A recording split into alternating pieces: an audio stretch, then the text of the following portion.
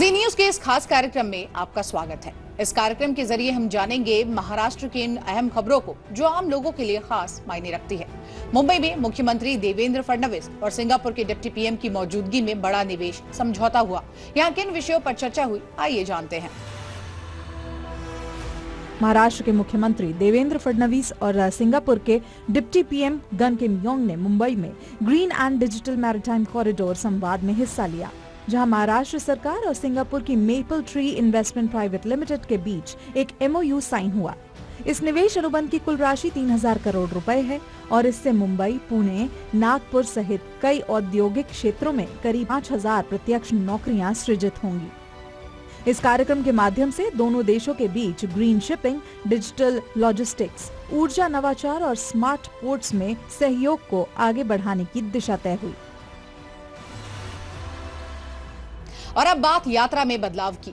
नागपुर पुणे वंदे भारत को पीएम मोदी ने हरी झंडी दिखाई, जिससे सिर्फ 12 घंटे में सफर पूरा होगा और साथ ही पर्यटन और व्यापार को नया बढ़ावा मिलेगा।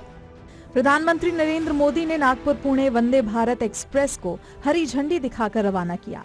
इस नई हाई स्पीड ट्रेन के शुरू होने से नागपुर से पुणे का सफर अब लगभग 12 घंटे में पूरा होगा। ये सेवा पश्चिम महाराष्ट्र और विदर्भ के बीच यात्रा को अधिक सुविधाजनक और तेज बनाएगी। सबसे महत्वपूर्ण इस ट्रेन की बात यह है कि आज तक भारत में जितनी वंदे भारत ट्रेन शुरू हुई उसमें सबसे लॉन्ग डिस्टेंस ट्रेन ये नागपुर पुणे की है। लातूर में तैयार हुई आधुनिक रेलवे फैक्ट्री, जिसमें वंदे भारत के कोच बनाए जाएंगे। इससे स्थानीय युवाओं को रोजगार मिलेगा। महाराष्ट्र के लातूर जिले में आधुनिक रेलवे कोच फैक्ट्री तैयार की गई है। इस फैक्ट्री में वंदे भारत ट्रेनों के कोच बनने की जल्द ही शुरुआत होगी, जिससे भारतीय रेल के आधुनिकीकरण को नई गति मिलेगी। फैक्ट्री के संचालन से करीब 10,000 रोजगार के अवसर पैदा होंगे। मुख्यमंत्री देवेंद्र फडणवीस ने विशेष रूप से स्थानीय युवाओं को इन नौकरियों में प्राथमिकता दिए जाने का आश्वासन दिया, जिससे क्षेत्र के आर्थिक और सामाजिक विकास को बढ़ावा मिलेगा। और अब बात महाराष्ट्र की कानून व्यवस्था से जुड़ी। महाराष्ट्र पुलिस में 15,000 से ज्यादा पदों पर भर्ती को मंजूरी मिल गई है, जो कि युवाओं के लिए एक अहम सुनहरे मौके से कम नहीं है। महाराष्ट्र में सोशल मीडिया अपराधों को मॉनिटर करने के लिए नए सिस्टम की शुरुआत हो गई है, जिससे राज्य में डिजिटल सुरक्षा को नई मजबूती मिलेगी। महाराष्ट्र में पुलिस बल को मजबूती देने के लिए बड़ी भर्ती प्रक्रिया शुरू होने जा रही है। राज्य मंत्रिमंडल 15,000 पुलिस सिपाहियों की भर्ती को मंजूरी देने का फैसला लिया गया।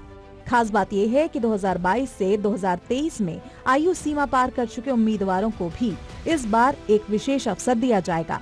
भर्ती में कुल 10,908 पद पुलिस सिपाही के लिए, 234 पद पुलिस सिपाही ड्राइवर के लिए, 25 पद बैंड्समैन के लिए, 2,393 पद सशस्त्र पुलिस सिपाही के लिए और 554 पद कारागार सिपाही के लिए निर्धारित किए गए हैं।